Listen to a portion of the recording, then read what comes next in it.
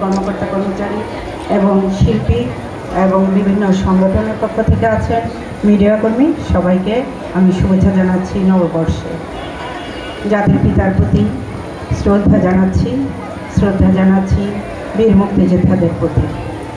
আমি আরও শ্রদ্ধা জানাতে পরিশ্রম করেছেন। এত সুন্দর আয়োজন দেখবো আমি আসলে প্রত্যাশা করিনি। তারপরেও অনেক বেশি অনুষ্ঠান দিয়ে আমরা অনুষ্ঠান শুরু করি। এবারই প্রথম আমি বাইরে এসেছি, সাধারণত আমরা মূল অনুষ্ঠানে থাকি।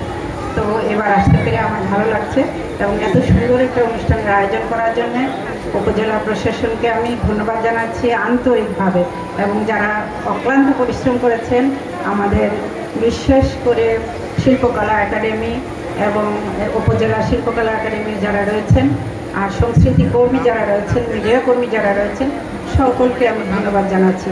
আমাদের যেহেতু মূল অনুষ্ঠান আছে, আমরা এই নববর্ষের শুভেচ্ছাকে নববর্ষকে উদযাপন করব আনন্দের সাথে।